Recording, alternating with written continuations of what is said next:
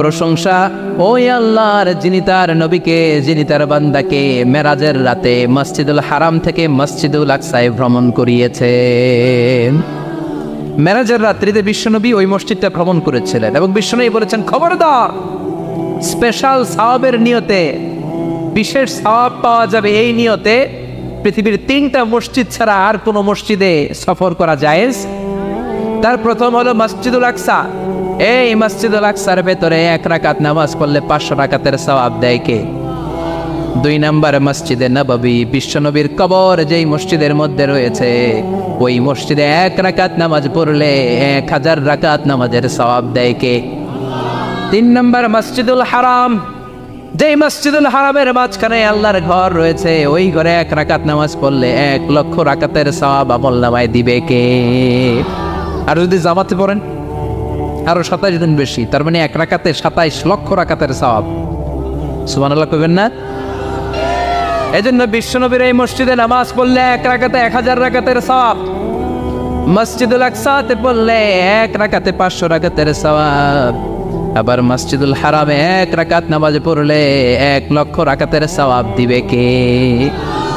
তার মানে দিনের জৈতুন বলে আল্লাহ ফিলিস্তিনের কসম কেটেছেন, আর এই ফিলিস্তিনের মধ্যে মসজিদুল আকসা রয়েছে, যেটা বিশ্বনবীর মেরাজের স্টেশন।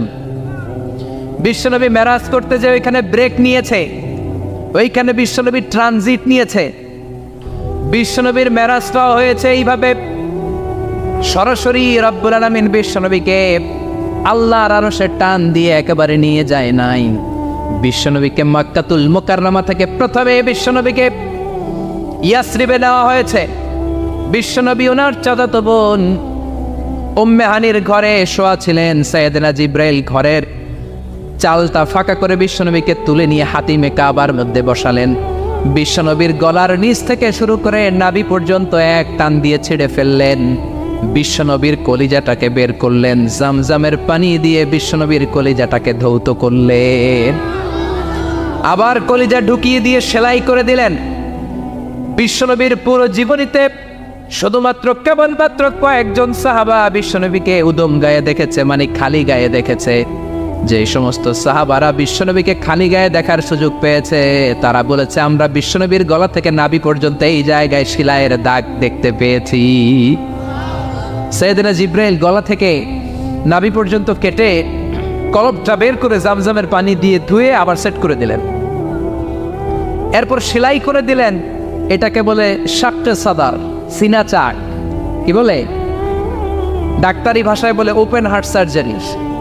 নাম শোনেন নাই? বিশ্বনবীর পুরো জিন্দেগিতে 2 বার এরকম ওপেন হার্ট সার্জারি হয়েছে। আল্লাহু আকবার। মেরাজের রাতে হাতিমে কাবা থেকে ওপেন হার্ট সার্জারি করে বিশ্বনবীকে সাইয়েদনা জিব্রাইল উড়িয়ে নিয়ে গেলেন একটা মরুর প্রান্তরে, ঘুটঘুটে অন্ধকার। সাইয়েদনা জিব্রাইল বললেন, ও নবী, এই জায়গায় দোয়া করেন। বিশ্বনবী দোয়া করলেন। দোয়ার পরে জিব্রাইলকে বললেন, ও জিব্রাইল, কোন জায়গায় রেখে দোয়া করতে বললা? জায়গাটা তো চিনলাম না। সাইয়েদনা জিব্রাইল বলে, নবী গো, কিছুদিন পরে আপনার এলাকা থেকে আপনি বিতাড়িত হবেন। আপনার এলাকা থেকে বিতাড়িত হয়ে যেই জায়গায় আপনি হিজরত করতে যাবেন, এই জায়গাটা হলো ওই জায়গা, হিজরতের জায়গা। জায়গাটার নাম হলো ইয়াসরিব। ইয়াসরিব মদিনার পূর্ব নাম হচ্ছে ইয়াসরিব। আবার সেখান থেকে বিশ্বনবীকে তুলে এক পাহাড়ের উপরে নেওয়া হলো। এগুলো মেরাজের রাতের ঘটনা। ওই পাহাড়ে নামিয়ে বলা হলো, ও নবী, আপনি দোয়া করেন। তার মানে প্রথম স্টেশন মদিনা, ইয়াসরিবে। দ্বিতীয় স্টেশন পাহাড়ের উপরে। ব্রেক নিচ্ছেন। ব্রেক নিয়ে নিয়ে বড় জার্নির জন্য বিশ্বনবীকে তৈরি করছে কে? কারণ একটু পরে এমন জোরে টান দিবে, 7 আকাশ ভেদ করে আল্লাহর আরশে চলে যেতে হবে। চিল্লা এখন ঠিক কিনা? পাহাড়ের উপরে নামিয়ে বললেন, ও নবী, দোয়া করেন। বিশ্বনবী পাহাড়ের উপরে দোয়া করলেন। এবার বললেন, ও জিব্রাইল, আইয়ু জাবালিন হাদা? অন্ধকার, ঘুটঘুটে অন্ধকার, কিছু দেখি না, এটা আবার কোন পাহাড়? সাইয়েদনা জিব্রাইল বললেন, ও নবী, এই পাহাড়টা হলো জাবালু মুসা, আপনার ভাই মুসার পাহাড়। এটা হলো তুর পাহাড়। তুর পাহাড়ের চূড়ায় এসেছেন। সেখান থেকে আরেক ব্রেক দিয়ে বিশ্বনবীকে মসজিদুল আকসাতে নেওয়া হয়েছে। যে মসজিদুল আকসা ফিলিস্তিনের ভূখণ্ডে অবস্থিত, যে মসজিদে 1 রাকাত সালাত আদায় করলে 500 রাকাতের সওয়াব আমলনামায় ঢুকিয়ে দিবে কে? আবার এই ফিলিস্তিন বিলাদুস শাম, এই শাম দেশ যেন তেন জায়গা নয়।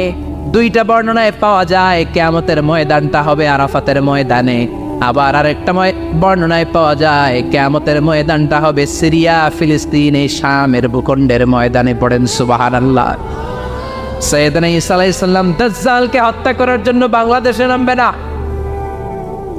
দাজ্জালকে হত্যা করার জন্য সৌদি আরবেও নামবে না, মিশরেও নামবে না, ইরাকেও নামবে না, লেবাননেও নামবে না, আলজেরিয়াতেও নামবে না, তিউনিসিয়াতেও নামবে না, মরক্কোতেও নামবে না।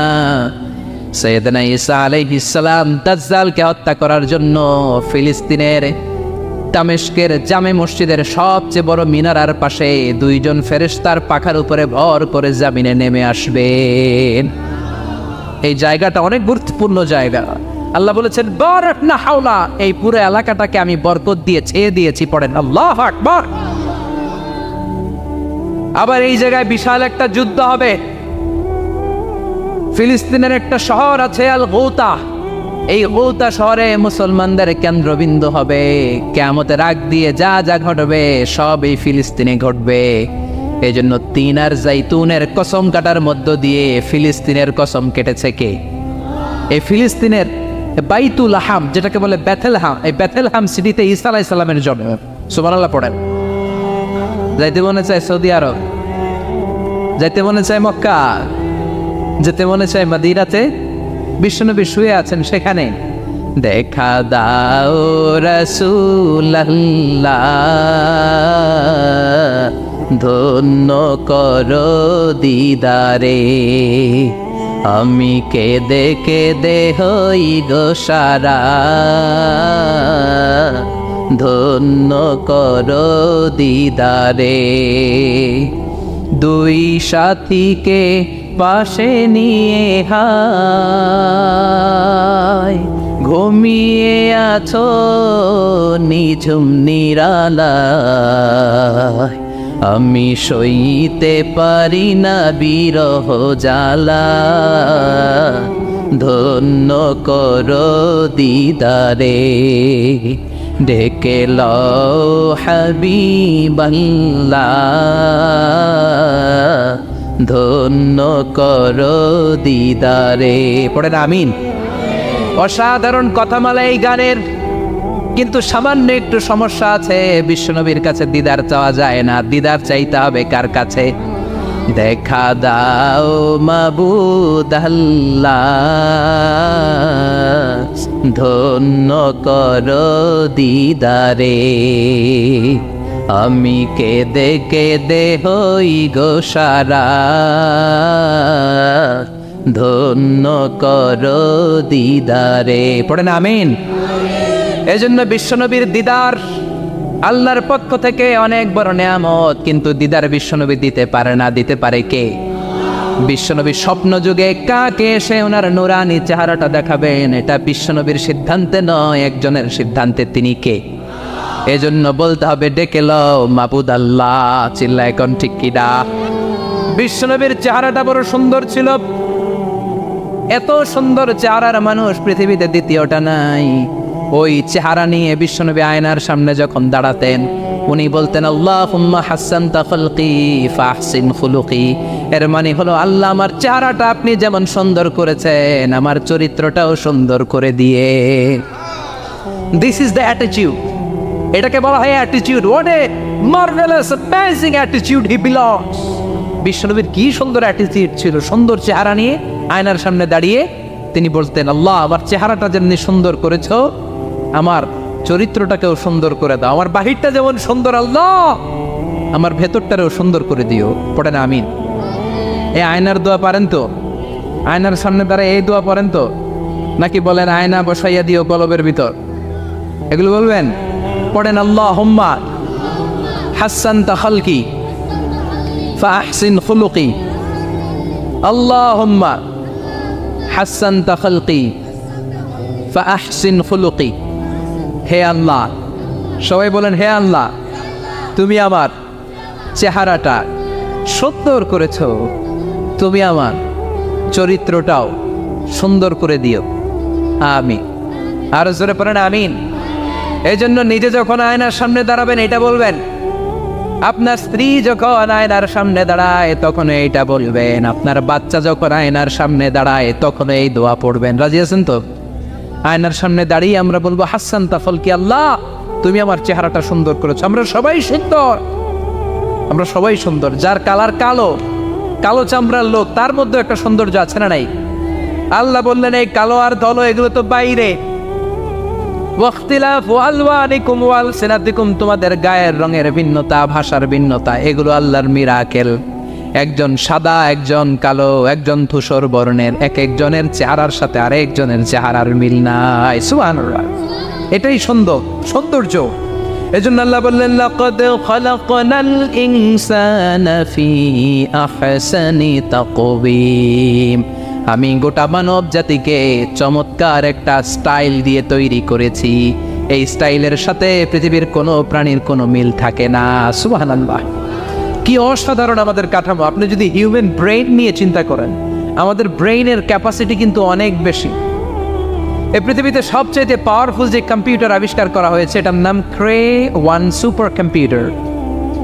ইউনাইটেড স্টেটস অফ আমেরিকাতে যারা মিলিটারি বেসে জব করে তাদের ম্যাথমেটিক্যাল ইকুয়েশন ড্র করার জন্য, সলিউশন করার জন্য এই ক্রে-1 সুপার কম্পিউটার তারা ইউজ করে। বিজ্ঞানীরা হিউম্যান ব্রেইনের ক্যাপাসিটির সাথে ওই ক্রে-1 সুপার কম্পিউটারের তুলনা করেছে। তারা তুলনা করে দেখেছে ক্রে-1 সুপার কম্পিউটারের চেয়েও আমাদের ব্রেইন শতগুণ বেশি শক্তিশালী। আমাদের হেয়ারিং সিস্টেম নিয়ে যদি আপনি গবেষণা করেন অবাক হয়ে যান। এই যে কানের মধ্যে এখানে পেঁচানো দেখা যায়, এটা কি আল্লাহ এমনি এমনি দিছে? মা খালাকতা হাদা বাতিলা, এমনি এমনি আল্লাহ কিচ্ছু দেয় নাই। এই পেঁচানো ডিজাইন না থাকলে আপনি শুনতে পেতেন না। আপনার কান দুইটা যদি কেটে কান কাটা রমজান করে দেয় আপনি কোনো আওয়াজ শুনতে পাবেন না। এই কানের ডিজাইনগুলো, এই আঁকাবাঁকা পথগুলো আল্লাহ তাআলা দিয়েছে ইথারে ভেসে আসা সাউন্ডগুলোকে ইলেকট্রিক্যাল সিগন্যালের মাধ্যমে ভেতরে ঢুকানোর জন্য। কানের 3টা পার্ট থাকে, একটা হচ্ছে আউটার এয়ার, একটা হচ্ছে মিডল এয়ার, তারপরে হচ্ছে ইনার এয়ার, মাঝখানে এয়ার ড্রাম থাকে। এই আউটার এয়ার থেকে, মিডল এয়ার থেকে তারপরে ইনার এয়ারে ইলেকট্রিক্যাল সিগন্যাল দিয়ে বাতাসে ভেসে আসা এই সাউন্ডের ওয়েভগুলো, এই তরঙ্গগুলোকে ইলেকট্রিক্যাল সিগন্যাল দিয়ে ট্রান্সমিট করে ব্রেইনের হেয়ারিং নার্ভের কাছে পাঠিয়ে দেয়। এই সূক্ষ্ম কাজগুলো হতে আসলে অনেক সময় লাগে, কিন্তু 1 সেকেন্ডের মধ্যে আমি বলছি আর আপনারা সেকেন্ডে শুনছেন। চিল্লা এখন সুবহানাল্লাহ। আবার কান যেখানে রাখা দরকার আল্লাহ ওইখানে রাখলেন, চোখ দুইটা যেখানে দেয়া দরকার ওইখানে দিলেন, নাক যেখানে দেয়া দরকার ওইখানে, মুখ যেখানে দেয়া দরকার। এর চেয়ে সুন্দর করে কি আর তৈরি করা যেত? নাক এইখানে না রেখে অন্য জায়গায় সেট করলে কি বেশি সুবিধা হতো? নাক যদি পেছনে থাকতো, খাওয়ার সময় খাবারটা বাসি না ভালো এটা ঘ্রাণ নেওয়ার জন্য সব সময় খাবার পেছনে নিয়ে ধরা লাগতো, ঠিক কিনা? তার মানে নাক এই জায়গায় রাখাতে সুবিধা হয়েছে না? সুবহানাল্লাহ কইবেন না? কি সুন্দর মুখটা দিলেন, হ্যাঁ, কি সুন্দর চোখ দিলেন। এই কান দিয়ে আমরা শুনি, দেখেন কানের সেটিংটা কত সুন্দর। ধরেন ফর এন এক্সাম্পল, উদাহরণস্বরূপ এই কানটা আল্লাহ এইখানে না রেখে এই কান যদি আপনার এই বাম বগলের ভিতরে দিত, আর এই কান যদি আপনার এই বগলের নিচে দিত, তাহলে আজকে মিজানুর রহমান আজহারের ওয়াজ শোনার জন্য সবার এইভাবে বসে থাকা লাগতো 1.5 ঘন্টা। কারণ এইভাবে এখন যেভাবে আছেন এইভাবে বসে থাকলে তো কান চাপা পড়ে যেত, কথা একটাও শোনা যেত না। সুবহানাল্লাহ কইবেন না? চোখের সেটিংটা কত সুন্দর। চোখ এইখানে না রেখে যদি মাত্র 2 ইঞ্চি উপরে এনে দিত, সেজদা দিতে পারতেন। শীতকালে যে ফুটবল খেলেন হেড দিতে পারতেন। হেড দিতে গেলে বল চোখের মধ্যে লাগা চোখ শেষ। সুবহানাল্লাহ পড়েন। কি অসাধারণ অবকাঠামো। এই হিউম্যান অ্যানাটমি নিয়ে গবেষণা করলে মানুষ অবাক হয়ে যায়। দেহের ভেতরে কি সমস্ত যন্ত্রপাতি দিলেন, কিডনি দিলেন, গল ব্লাডার দিলেন, হার্ট দিলেন, লাং দিলেন। যেখানে যে অঙ্গটা রেখে দেওয়া দরকার ঠিক সেইভাবে মায়ের পেটে থাকতেই আমাদের ডিজাইন দিয়েছে কে? এতগুলো ডিজাইনের মালিক কে? 600 কোটি মানুষ যদি পৃথিবীতে থেকে থাকে তাহলে 600 কোটি ডিজাইন লাগছে না ওনার? আরো কয়শো কোটি আসবে আমরা জানি। কয়শো কোটি ডিজাইন চলে গেছে জানি। একটা ডিজাইনের সাথে আরেকটা ডিজাইনের মিল আছে? চিৎকার করে বলেন এই কারিগরটা কে? এজন্য আল্লাহ বলেন 4টা জিনিসের কসম কেটে তোমাদেরকে আমি যেটা বলবো শোনো। লাকাদ খালাকনাল ইনসানা ফি আহসানি তাকওয়িম, আমি মানুষের আকৃতিটা, মানুষের চেহারাটা বড্ড সুন্দর করে তৈরি করেছি। এত সুন্দর করে আল্লাহ তৈরি করেছেন, এর কোনো বাদিল নাই, কোনো বিকল্প নাই। চোখ যেমন হওয়া দরকার ঠিক তেমন। এই চোখ নিয়ে কত গবেষণা হয়েছে শুনলে অবাক হয়ে যাবেন। মাত্র 2 মিলিমিটার ডাইমেনশনের ছোট্ট আমাদের এই চোখ। এই চোখ দিয়ে আমরা অনেক কিছু দেখি, কাছের জিনিস যেমনি দেখি, দূরের জিনিসও দেখি। দূরের চাঁদ দেখি, দূরের সূর্য দেখি, দূরের মেঘমালা দেখি, ওই বিমানটাকে দেখি, আবার কাছে ছোট্ট মানুষটাকেও দেখি, ঠিক কিনা? এটার ভেতরে আল্লাহ অনেক পাওয়ারফুল মেগাপিক্সেল দিয়েছেন। এই পৃথিবীতে সবচাইতে পাওয়ারফুল যে ক্যামেরাগুলো আবিষ্কার হয়েছে মুভি শুট করার জন্য, সেখানে যেই মেগাপিক্সেল আল্লাহ দিয়েছেন, চোখের ভেতরে এর কয়েক গুণ বেশি দিয়েছেন। চিল্লায় বলেন আল্লাহু আকবার। এই চোখ দিয়ে মেডিকেল সায়েন্স বলছে human ice can identify more than 10 million colours. 1 মিলিয়নে 10 লক্ষ, 10 মিলিয়নে কত? 1 কোটি।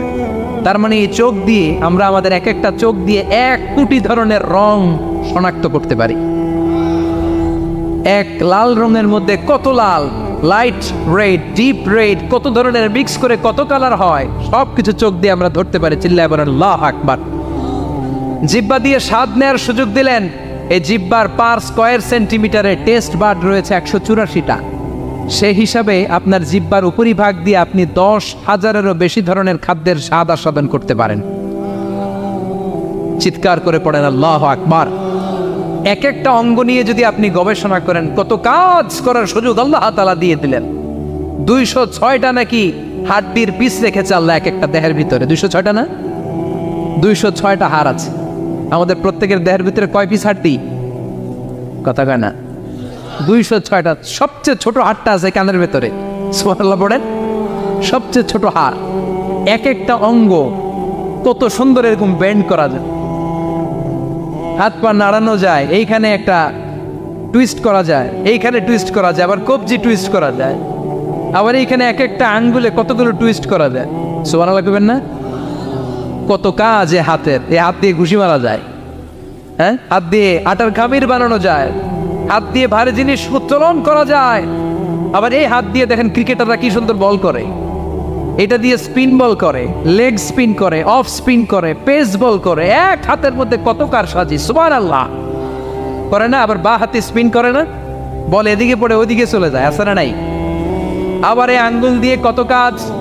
বাজার থেকে বাজার করে যখন বাজারের ব্যাগ যখন নিয়ে আসেন, হাতে ধরেন নাকি আঙ্গুলে ধরেন, কত কাজ। এই আঙ্গুল দিয়ে মোবাইল টিপে আমরা মোবাইল ইউজ করি, আঙ্গুল দিয়ে ল্যাপটপে আমরা টাইপ করি। ডাক্তাররা এই আঙ্গুল দিয়ে সুই ইউজ করে সূক্ষ্ম সূক্ষ্ম সার্জারির কাজগুলো করে। অবাক হয়ে যাবেন এই আঙ্গুলের কত কাজ। এই আঙ্গুল দিয়ে আবার এখন ক্রিকেটেও এরকম 2 আঙ্গুল তুললে ছক্কা, আছে না নাই? আবার 1 আঙ্গুল তুললে আউট, আবার এটা তুললে ভিক্টরি, বিজয় চিহ্ন। দেখবেন যত নেতা খেতা করে পুলিশে ধরে এটা দেখায়, আছে না নাই? এইভাবে কত ধরনের নমুনা আমরা ইউজ করি, কতভাবে হাতগুলোকে ইউজ করি, কতভাবে পা গুলোকে ইউজ করি। দেহের এই সৌন্দর্য আমাদের দান করেছে কে? লাকাদ খালাকনাল ইনসানা ফি আহসানি তাকওয়িম। আমি মানুষকে সব চাইতে সুন্দর আকৃতিতে তৈরি করেছি। সুবহানাল্লাহ পড়েন, চিল্লায় পড়েন আল্লাহু আকবার। আল্লাহ বললেন মানুষ সব চাইতে সেরা, মানুষ হলেন সব চাইতে সেরা। মানুষ যখন সেরা হয়, মানুষের চাইতে সেরা কেউ হয় না। আবার মানুষ যদি নিকৃষ্ট হয়ে যায়, মানুষের চাইতে নিকৃষ্ট কেউ হতে পারে না, ঠিক কিনা? আল্লাহ বললেন মানুষের আকৃতি আমি বড্ড চমৎকার করে বানালাম। সবচেয়ে সুন্দর আকৃতি মানুষের। সবচেয়ে সুন্দর আকৃতি কার? জোরে বলেন। সবচেয়ে বেশি মর্যাদা কার? আশরাফুল মাখলুকাত কে? আশরাফুল মাখলুকাত কে? চিল্লায়া বলেন। নাকি হাতি? রয়্যাল বেঙ্গল টাইগার শক্তিশালী না?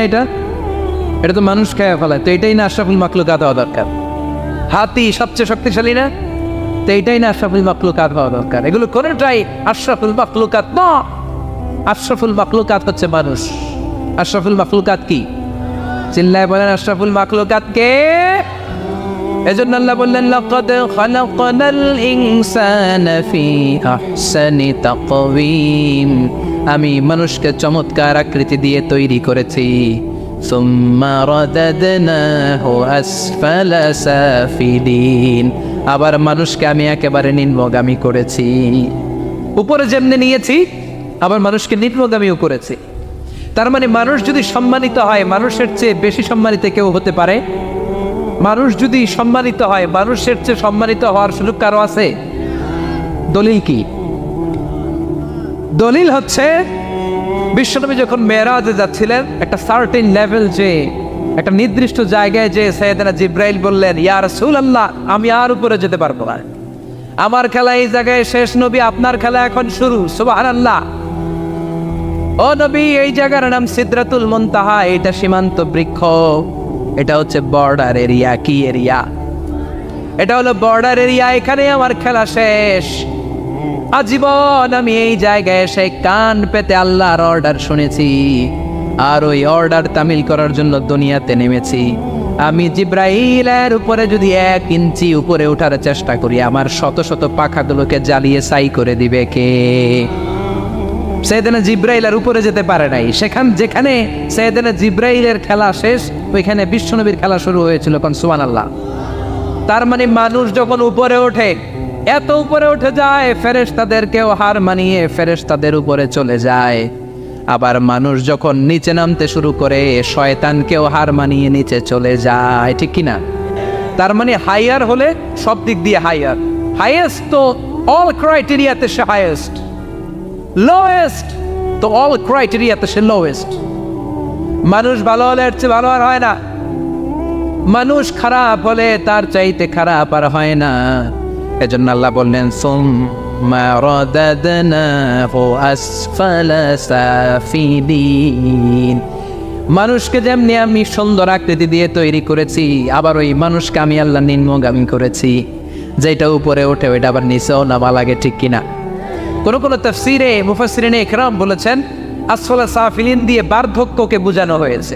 যৌবনে মানুষের চেহারার সৌন্দর্য বেড়ে যায়। যৌবন যখন ঠিকরে পড়ে, একজন তাগড়া যুবক, তার চেহারার মধ্যে যে সৌন্দর্য, ওই ছেলেটাই যখন বুড়ো হয়ে যায়, তার চেহারার দিকে কেউ তাকাতে চায় না। রং ধরা যৌবন জং ধরে নাই, জং ধরে শেষ। ঠিক কিনা? আবার কোন কোন মুফাসসির বলেছে না, এটা নৈতিক অধঃপতন। সুম্মা রাদাদনাহু আসফালা সাফিলিন, মানুষ যখন নিম্নগামী হয়, সবচেয়ে খারাপ হয়ে যায়। এই মানুষের মধ্যে যখন নেফাকি দেখা দেয়, মানুষ যখন মুনাফিক হয়ে যায়, সবচেয়ে খারাপ হয়ে যায়। মুনাফিকের চরিত্র যখন একজন মানুষের মধ্যে সে ধারণ করে, নিচে যেতে যেতে এত নিচে সে চলে যায়, শয়তান দেখে অবাক হয়ে যায়। শয়তান দেখে মনে মনে কয়, এইটাই যদি দুনিয়ায় আইবো, আমারে আল্লাহ বানাইছে কেন? কথা বুঝতে পারছেন? মানুষ এত নিচে যায়, শয়তান অবাক হয়ে বলে, এইটাই যদি দুনিয়াতে থাকবে তো আমি তৈরি হইলাম কেন? আমি শয়তান হইলাম কেন? এজন্য মানুষ ভালো হলে সবচেয়ে ভালো, খারাপ হলে সবচাইতে খারাপ। তার কারণটা কি? মানুষ যখন খারাপ হয়, পশুর চাইতেও খারাপ হয়ে যায়। জোরে বলেন ঠিক কিনা? আমরা বলি না তুই পশুর চাইতেও অধম। মানবিকতা হারিয়ে যখন মানুষ অন্যায় কাজ করে, তখন আমরা বলি তুই পশুর চাইতেও অধম। ঠিক কিনা? এজন্য বলা হয় জনসংখ্যা বাড়ছে, মানুষ বাড়ছে না। বাড়ছে জনসংখ্যা, বাড়ছে কি মানুষ? বাড়ছে নাকি? মানুষ নাই। এই দুনিয়া এখন তো সেই দুনিয়া নাই, মানুষ নামের মানুষ আছে, দুনিয়া বোঝায়। সেই মানুষের ভিড়ে আমার আসল মানুষ নাই। এই দুনিয়া এখন তো সেই দুনিয়া নাই, মানুষ নামের মানুষ আছে, দুনিয়া বোঝায়।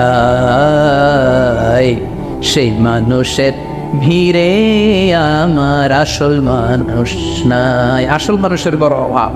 এজন্য বাড়ছে জনসংখ্যা, মানুষ বাড়ছে না। মানুষ যখন খারাপ হয়ে যায় পশুকেও হার মানায়। আল্লাহ বলে উলাইকা কাল আনআম বাল হুম আদাল উলাইকা হুমুল গাফিলুন। কারণ একটা সিংহ কখনো আর একটা সিংহকে মারে না। খেয়াল করে বুঝেন, সিংহ কোনোদিন সিংহ মারে নাকি? বাঘ বাঘ মারে নাকি? হাতি কোনোদিন হাতি মারে নাকি? কিন্তু মানুষ মানুষকে মারে, ঠিক কিনা? আওয়াজ করে উত্তর দেন, একটা বাঘ আর একটা বাঘকে 8 টুকরা 10 টুকরা করে নাকি? একটা হাতি আর একটা হাতিকে কোনোদিন 20 টুকরা 14 টুকরা করে নাকি? কিন্তু একটা মানুষ আর একটা মানুষকে 8 টুকরা 14 টুকরা 20 টুকরা করে, ঠিক কিনা? আল্লাহ বললেন সুম্মা রাদাদনাহু আসফালা সাফিলিন। মানুষ যখন শ্রেষ্ঠ হয়, মানুষের চাইতে শ্রেষ্ঠ যেমনি কেউ আর হতে পারে না। আবার মানুষ যখন নিকৃষ্ট হয়ে যায়, মানুষের চাইতে নিকৃষ্ট আর কেউ হতে পারে। এজন্য ভালো হওয়ার দরকার আছে না নাই? তার মানে মানুষ যেমনি উপরে ওঠে আবার নিচেও নামতে পারে। মানুষের যেমনি সুযোগ আর সম্ভাবনা বেশি, মানুষের মধ্যে বিপদ খুব বেশি। কিন্তু 2 শ্রেণীর ব্যক্তিকে বিপদ স্পর্শ করে না। কয় শ্রেণী? আরো জোরে বলে। আল্লাহ বললেন সে 2 শ্রেণী হলো ইল্লাল্লাযীনা আমানু ওয়া আমিলুস সালিহাতি ফালাহুম আজরুন গায়রু মামনুন। যারা ঈমান আনবে আর সৎকর্ম করবে, এক আল্লাহর উপরে যারা বিশ্বাস রাখবে আর যারা দুনিয়াতে নেক আমল করবে, তাদের জন্য প্রতিদান রেখেছে কে? তাদেরকে জান্নাত দেওয়ার জন্য প্রস্তুত হয়ে আছে আল্লাহ। জোরে কোন ঠিক কিনা? ওই জান্নাতে ঢোকার ইচ্ছা আছে না নাই? জান্নাতে যেতে চান তো আপনারা? যেতে চান না কারা কারা? হাত তোলেন তো। জান্নাতে যেতে রাজি আছেন? রাজি আছেন সবাই? আল্লাহ এই দুনিয়াতে তুমি যেমনি আমাদেরকে একত্রিত করলা, জান্নাতের ময়দানেও তুমি আমাদেরকে একত্রিত করে দিও, পড়ে না আমিন। জান্নাতেও যেন আমরা এভাবে বসে বসে তাফসীরুল কোরআনের ময়দানে থাকতে পারি, তুমি তৌফিক দাও, চিল্লায় পড়ে না আমিন। এজন্য আল্লাহ বললেন বিপদ মুক্ত হতে চাইলে 2টা কাজ করতে হবে। এক হলো ইল্লাল্লাযীনা আমানু, ঈমান আনতে হবে। কার উপরে? জোরে বলেন, কার উপরে? ঈমানের পথে অবিচল থেকে আমার মরণ যেন হয়। তোমারই কাছে মিনতি আমার, তোমারই কাছে মিনতি আমার। মহামহিম দয়াময়, ঈমানের পথে অবিচল থেকে আমার মরণ যেন হয়। পড়েন আমি আর জোরে আমিন। এজন্য আল্লাহ বললেন প্রথম শর্ত হলো ঈমান আনতে হবে।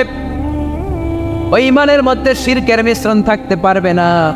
শিরক ছাড়া পাক্কা মুমিন হয়ে যদি আমার দরবারে আসো, জান্নাতুল ফেরদাউসের দরজা তোমার জন্য খুলে দিবে কে? 2 নম্বরে ওয়া আমিলুস সালিহাত, নেক আমল যদি করতে পারো, ঈমান আর নেক আমল, এই 2টার গ্যারান্টি যদি দিতে পারো, জান্নাতের গ্যারান্টি দিবে কে? এরপরে আল্লাহ বললেন ফামা ইউকাযযিবুকা বা'দু বিদ্দীনি আলাইসাল্লাহু বিআহকামিল হাকিমিন। এত সুন্দর সুন্দর 4টা কসম দিয়ে ওয়াজ নসিহত করার পরে ও নবী কারা আখিরাতকে অস্বীকার করে, কারা জান্নাত এবং জাহান্নামকে অস্বীকার করে? ও নবী, আমি আল্লাহ কি শ্রেষ্ঠতম বিচারক নই? আলাইসাল্লাহু বিআহকামিল হাকিমিন। আল্লাহ এখানে আপনাদেরকে প্রশ্ন করেছে। কি করেছে? কথা বলে কি করেছে? He put a question to the audience. Allah just put a question to the listener. শ্রোতাদের কাছে আল্লাহ একটা প্রশ্ন রেখে দিয়েছে। 8টা আয়াতের সূরাতুত 3 যখন আপনি পড়ে শেষ করলেন, আল্লাহ একটা প্রশ্ন দিয়ে শেষ করবে। আল্লাহ বললেন আলাইসাল্লাহু বিআহকামিল হাকিমিন, আমি আল্লাহ কি শ্রেষ্ঠ বিচারক নই? আল্লাহ কি শ্রেষ্ঠ বিচারক নন? আমরা বললাম বালা, অবশ্যই আল্লাহ আপনি শ্রেষ্ঠ বিচারক। আবু দাউদের বর্ণনা, বিশ্বনবী বলেন কেউ যদি সূরাতুত 3 পড়া শুরু করে, পড়তে পড়তে পড়তে পড়তে শেষ আয়াতে যখন চলে আসে, সে যখন পড়ে আলাইসাল্লাহু বিআহকামিল আহকামিল হাকিমিন। এর মানে হলো আমি আল্লাহ কি শ্রেষ্ঠ বিচারক নই, আমি আল্লাহ কি আহকামুল হাকিমিন নই। সূরাতুত তিনের শেষ আয়াতে যখন কেউ পৌঁছে যায় সেজন্য আল্লাহর প্রশ্নের জবাব দিয়ে তারপরে সূরাটা শেষ করে। সেজন্য বলে বালা ওয়া আনা আলা যালিকা মিনাশ শাহিদিন, ও আল্লাহ আমি সাক্ষ্য দিলাম অবশ্যই আপনি আহকামুল হাকিমিন, আপনি শ্রেষ্ঠ বিচারক। কারণ আল্লাহর চাইতে শ্রেষ্ঠ বিচারক আর কেউ আছে নাকি? সব বিচারকের বড় বিচারক কে? সবচেয়ে বড় বিচারপতির নাম কি? দুনিয়ার বিচারপতিদের বিচার করবেন যেই বিচারপতি, ওই বিচারপতির নাম কি? আলাইসাল্লাহু বিআহকামিল হাকিমিন। আমি কি শ্রেষ্ঠ বিচারক নই? আল্লাহ প্রশ্ন। Of course you are the জাজ অফ অল জাজেস। আল্লাহ হচ্ছে সব বিচারকের শ্রেষ্ঠ বিচারক। কারণ আল্লাহর বিচারে কোনো দুই নাম্বারই নাই, আছে নাকি? আল্লাহর বিচারে কোনো জুলুম নাই, আছে নাকি? আল্লাহর বিচারের ময়দানে ঘুষ দেওয়ার সিস্টেম নাই, আছে নাকি? আল্লাহর বিচারের দিন কোনো টেলিফোন কলে কোনো কাজ হয় না, আছে নাকি? এজন্য আল্লাহ বললেন ওয়ামা আনা বিযাল্লামিন লিল আবিদ। আমার বিচারটা এত স্বচ্ছ বিচার, এত চমৎকার বিচার, এই বিচারে কেউ জুলুমের শিকার হবে না। ফামাই ইয়ামাল মিসকালা যাররাতিন খায়রান ইয়ারা ওয়া মান ইয়ামাল মিসকালা যাররাতিন শাররান ইয়ারা। আমার বিচারটা এমন বিচার, যাররা পরিমাণ ভালো করেছো ওইটাই পাবা, যাররা পরিমাণ খারাপ করেছো সেটাও বাবা। যে যতটুকু করেছো পরিণাম তার ততটুকু, এটাই হলো আল্লাহর বিচার, ঠিক কিনা? এরপর আল্লাহ বললেন ওয়াখফিদ লাহুমা জানাহায যুল্লি মিনার রাহমাতি ওয়া কুর রাব্বিরহামহুমা কামা রাব্বায়ানি সাগীরা। ওয়াখফিদ লাহুমা জানাহায যুল্লি মিনার রাহমা। বাবা মার জন্য রহমতের চাদর বিছিয়ে দাও। তোমার যত সম্পদ আছে মা বাবার পায়ের সামনে বিলিয়ে দাও, তোমার জীবনে বরকত দিবে কে? এজন্য প্রথম বেতন পেলে টাকাটা দিবেন মায়ের হাতে, গিফট কিনলে আগে দিবেন মাকে। বউরে দিবেন না ওটা বলতেছে না, বউরে তো দিবেনই, কিন্তু আগে মায়ের হাতে কিছু দিবেন, তাহলে আপনার ইনকামে বরকত দিবে কে? আর বাবা মা একজন কিংবা দুইজন যদি দুনিয়া থেকে বিদায় নেয়, বাবা মার কবরের সামনে দাঁড়িয়ে চোখের পানি ছেড়ে তোমরা পড়ো রব্বিরহামহুমা কামা রাব্বায়ানি সাগীরা ওয়া কুর রাব্বিরহামহুমা কামা রাব্বায়ানি সাগীরা। কবরের সামনে দাঁড়িয়ে আল্লাহরে বলেন আল্লাহ বাবা মা ছোটবেলা যেমনি আমাদেরকে আদর দিয়ে সোহাগ দিয়ে ভালোবাসা দিয়ে আগলে নিয়েছে, আমার বাবা মা ইন্তেকাল করার কারণে তোমার কাছে যাওয়ার পরে তুমিও আদর আর ভালোবাসা দিয়ে আমার বাবা মাকে কাছে টেনে নিও। পড়ে না আমিন? আর জোরে পড়ে না আমিন? এই জন্য আল্লাহর ফায়সালা দুইটা। জোরে বলেন কয়টা? সবাই বলেন। ঘুম আসছে তো জিমাই পড়েন কেন? ফায়সালা কয়টা? এক নম্বর ফায়সালা ইবাদত হবে একজনের, তিনি কে? দুই নম্বরে খেদমত করতে হবে কার?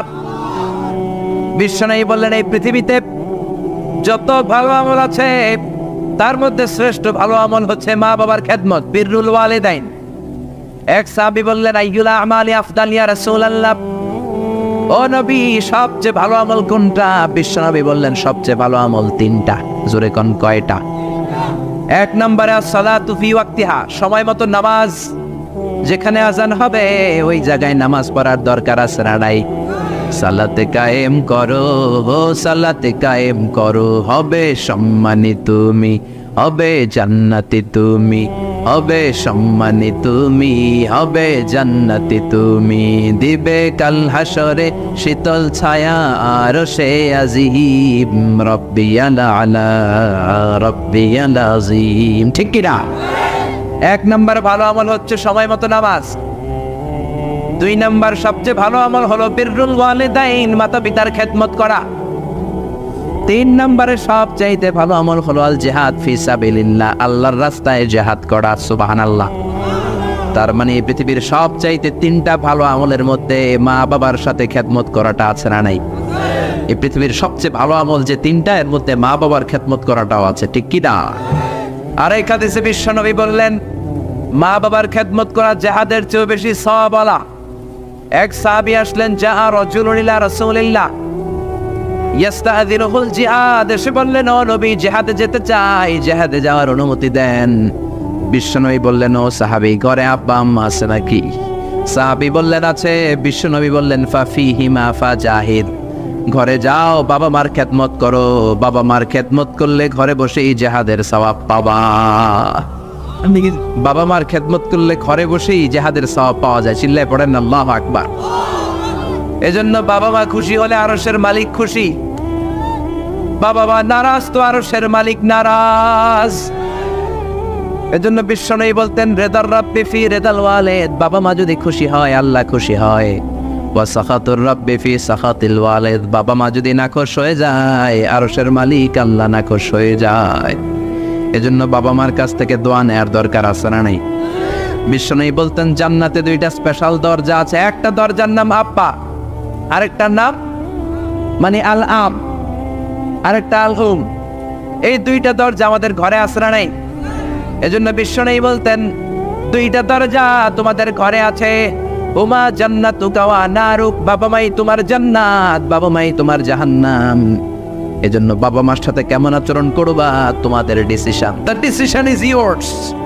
তুমি ডিসাইড করবা তুমি জান্নাতে যাবা না জাহান্নামে যাবা। আপনি কপালে যত সেজদা দেন, যত কপাল কালো বানান, যতগুলো হজ করে আল হাজ টাইটেল লাগান, যত যাকাত দেন, যত আমল করেন, আপনার মা যদি আপনার উপর নাখোশ হয়ে আল্লাহর কাছে বদদোয়া দেয়, আপনার সব আমলগুলোরে বরবাদ করে দিবে কে? এজন্য বাবা মা যদি হিন্দু হয়, বাবা মা যদি নাস্তিক হয়, তারপরও মা বাবার দোয়ার দরকার আছে না নাই? বাংলাদেশে এরকম অনেক হিন্দু ফ্যামিলি আছে, ছেলে মুফাসসিরে কোরআনের তাফসীর শুনে না মুফাসসিরের হাতে হাত রেখে কালিমা পড়ে মুসলমান। এরকম হিন্দু ছেলে আছে না নাই? কিন্তু বাবা মা মুসলমান হয় নাই। এখন বাবা মার সাথে খারাপ আচরণ করা যাবে? বাবা মা যদি হিন্দু হয়, বৌদ্ধ হয়, বাবা মা যদি খ্রিস্টান হয়, সে তোমার বাবা মা, ঠিক কিনা? বিশ্বনবীর শালীর নাম আসমা, কি নাম?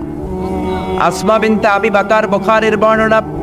বিশ্বনবীর কাছে এসে বললেন নবী আনা মুসলিমা, আমি মুসলিম, ওয়া উম্মি মুশরিকা, আমার মা মুশরিক, আফাসিলুহা, এখন আমি কি করব? আমার মায়ের সাথে ভালো আচরণ করব নাকি খারাপ আচরণ করব? বিশ্বনবী বললেন খবরদার সিলিহা, তোমার মায়ের সাথে তুমি ভালো আচরণ করবা। বাবা মা মুশরিক হোক, কাফের হোক, তাদের দোয়া, তাদের আশীর্বাদের দরকার আছে না নাই? সাইয়েদনা ইব্রাহিম জালিল কাদের পয়গাম্বর, ঠিক কিনা? উলুল আজমি মিনার রুসুল, খলিলুল্লাহ, মুসলিম মিল্লাতের জাতির পিতা, চিল্লা এখন ঠিক কিনা? কিন্তু ওনার আব্বারে উনি কালেমার দাওয়াত দিতে পারে নাই, দেওয়ার পরেও মানে নাই বাবার নাম আযা। তারপরে উনি বাবার সাথে খারাপ আচরণ করেছে নাকি? মোলায়েম ভাষায়, কোমল ভাষায়, আদবের সাথে বাবার ডেকে বলেছে ইয়া আবাতি লিমা তা'বুদু মা লা ইয়াসমা'ু ওয়া লা ইউবসিরু ওয়া লা ইউগনি আনকা শাইআ। ও আমার সম্মানিত পিতা, কেন ওই মূর্তির ইবাদত করেন? 10টা হাত এরকম বের করে দিয়ে দাঁড়ায় থাকে, জিহ্বা বের করে, সামনে থাকে মিষ্টি রসমালাই, দুধ কিচ্ছু খেতে পারে না, মাছি বসলেও তাড়াতে পারে না, ঠিক কিনা? কেন এই মূর্তির পূজা করেন? কেন এই পুতুলের ইবাদত করেন? যে এই পুতুল কানে শোনে না, চোখে দেখে না, নিজের গায়ের মাছিটা নিজে তাড়াতে পারে। বাবারে আদর করে, যত্ন করে, সম্মান দিয়ে বুঝালেন, কিন্তু বাবার সাথে কি সাইয়েদনা ইব্রাহিম খারাপ আচরণ করেছে? জোরে বলেন, খারাপ আচরণ করেছে? এজন্য বিশ্বনবী বললেন খবরদার, মা বাবা কত রহমত, থাকলে মানুষ বুঝে না, যখন চলে যায় তখন বুঝে, কিন্তু তখন বুঝলে লাভ হয় না, ঠিক কিনা? যতদিন বাবা মা বেঁচে থাকে বটবৃক্ষের মতো ছায়া দিয়ে থাকে, ছাতার মতো মাথার উপর দাঁড়িয়ে থাকে। ও মিয়া, বন্ধু চলে গেলে বন্ধু পাওয়া যায়, ওয়াইফ চলে গেলে ওয়াইফ পাওয়া যায়, টাকা চলে গেলে টাকা পাওয়া যায়। জনম দুঃখিনী মা যদি দুনিয়া ছেড়ে চলে যায়, মারে আর পাওয়া যায় নাকি? ওগো মা তুমি এই ধরনের শ্রেষ্ঠ নেয়ামত, তোমারই পদ তলে রয়েছে জান্নাত। ওগো মা তুমি এই ধরনের শ্রেষ্ঠ নেয়ামত তোমারই পদতলে রয়েছে জান্নাত। সুবহানাল্লাহ।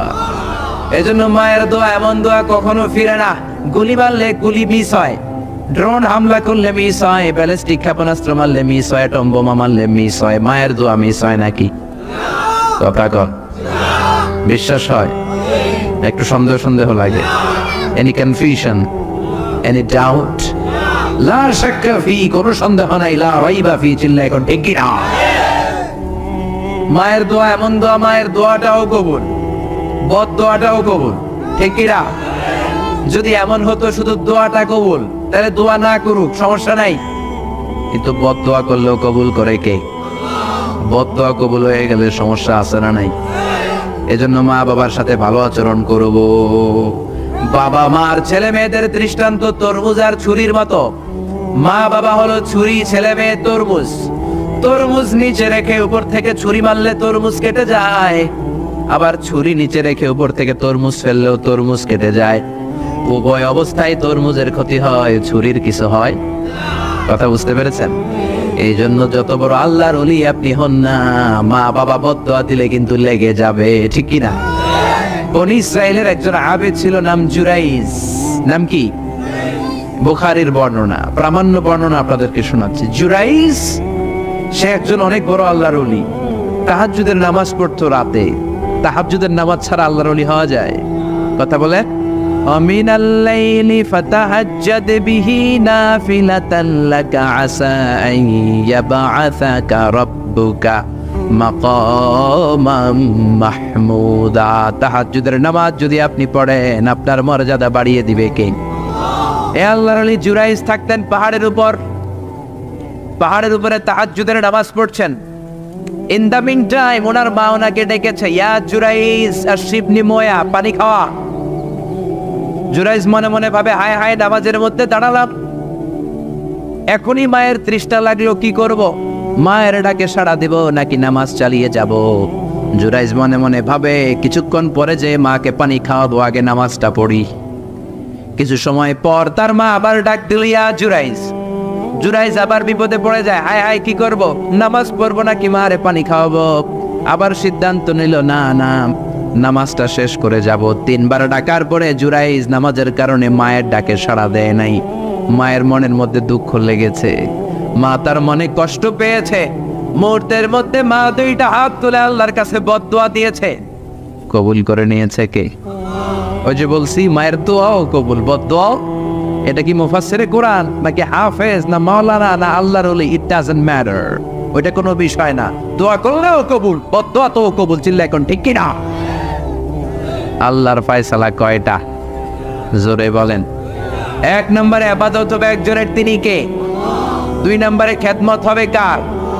দোয়া নিবেন কার কাছ থেকে? জোরে বলেন, কার থেকে? এজন্য বাবা মার খেদমত করবেন, বাবা মার কাছ থেকে দোয়া নিবেন। জীবনটারে উজালা করে দিবে কে? ইসলাম কখনো একপাক্ষিক কথা বলে না। মনোযোগ দিয়ে শোনার চেষ্টা করেন। ইসলামের কথা দ্বিপাক্ষিক, 2 পক্ষেরই ইসলাম কথা বলে। ছেলেদেরকে বলল, ওয়াবিল ওয়ালিদাইনি ইহসানা, মাতা পিতার প্রতি ইহসান করবা। কিন্তু বাবা মারেও বলে দিল, তোমাদের জন্য কিছু কাজ আছে না নাই? ছেলের বাবা কিংবা মেয়ের বাবা হয়েছেন এখানে কে কে? হাত তুলে দেখান তো দেখি দেখি। ছেলের বাবা, মেয়ের বাবা, মাশাআল্লাহ, কম না তো। আমিও আছি আপনাদের দলে, আপনা মান। ছেলের বাবা, মেয়ের বাবা। ইসলাম হচ্ছে ইটস এ ব্যালেন্স রিলিজিয়ান, ভারসাম্যপূর্ণ জীবন ব্যবস্থা। বাবা মাকেও ইসলাম কিছু গাইডলাইন দিয়েছে, ওগুলো মানার দরকার আছে না নাই? বাবা মার জন্য প্রথম গাইডলাইন, ছেলে হোক মেয়ে হোক, শুকরিয়া হবে কার? কিছু লোক আছে ছেলে হলে এলাকার সবাইরে মিষ্টি খাওয়ায়, মেয়ে হইলে কাউরে শোনায় না। আছে না নাই? আনন্দপুরে নাই? না নাই, এদিকেও আছে। আল্লাহ বলেন, ইয়াহাবু লিমান ইয়াশাউ ইনাসান ওয়া ইয়াহাবু লিমান ইয়াশাউ যুকুর আও ইউযাওয়িজুহুম যুকরানা ওয়া ইনাসা ওয়া ইয়াজআলু মান ইয়াশাউ আকীমা ইন্নাহু আলীমুন কাদির। তিনি যাকে চান তাকে দেন ছেলে, আবার যাকে চান তাকে মেয়ে দেন, আবার যাকে চান ছেলেও দেন মেয়েও দেন। তিনি কে? আবার যাকে চান ছেলেও দেন না মেয়েও দেন না, তিনি কে? অনেক নিঃসন্তান লোক এই দেশে আছে না নাই? এজন্য বাবা মা যারা আছেন মনোযোগ দিয়ে শুনেন, খরগোশের মতো কানটা খাড়া করেন। আপনাদের কি দায়িত্ব? 1 নাম্বার দায়িত্ব, আল্লাহ ছেলে দেখ মেয়ে দেখ, শুকরিয়া হবে কার? অনেকে মেয়ে হলে না খুশ হয়। বিশ্বনবী বললেন ফাইরুকুম মান বুকিরা বিল উনসা, যে ঘরের প্রথম সন্তান কন্যা হয় ওই ঘরে বরকত নাজিল করে কে? যাদের ঘরে কন্যা বেশি তাদের ঘরে বরকত বেশি। কোন সুবহানাল্লাহ। তাইলে বাবা যারা হইছেন আপনাদের প্রথম দায়িত্ব আল্লাহ আপনারা ছেলে দেখ মেয়ে দেখ, আর রেদা বিল কাদা, আল্লাহর এই কাদাতে আমাদের সন্তুষ্ট থাকতে হবে। চিল্লাই কোন ঠিক কিনা? 2 নাম্বার দায়িত্ব, ছেলে হোক মেয়ে হোক, হওয়ার সাথে সাথে কানের সামনে যে আজান দেওয়ার দরকার আছে না নাই? অনেকে আছে ছেলে হওয়ার পরে মেয়ে হওয়ার পরে মুয়াজ্জিন সাহেব খোঁজে, ইমাম সাহেব খোঁজে, আছে না নাই? ইমাম সাহেব রে খোঁজেন কেন? মুয়াজ্জিন সাহেব রে খোঁজেন কেন? আপনি নিজেই আজান দিবেন, নিজের ছেলের আজান নিজেই দিবেন। খেয়াল করে শোনেন, বিশ্বনবীর বড় নাতির নাম হাসান, ছোট নাতির নাম হোসাইন। হাসান হওয়ার পরে বিশ্বনবী এত খুশি হয়েছে, বিশ্বনবীকে বলা হলো ইয়া রাসূলুল্লাহ আপনার নাতি হয়েছে। বিশ্বনবী তাড়াতাড়ি ঘরে চলে গেলেন, নাতিকে কোলে নিয়ে হাসানের কানের সামনে বিশ্বনবী আজান দিলেন। নিজের ছেলের কানের সামনে নিজেই আজান দেওয়ার দরকার আছে না নাই? প্রত্যেক মুসলমানের আজান কিভাবে দিতে হয়, একামত কেমন করে দিতে হয় জানার দরকার আছে না নাই?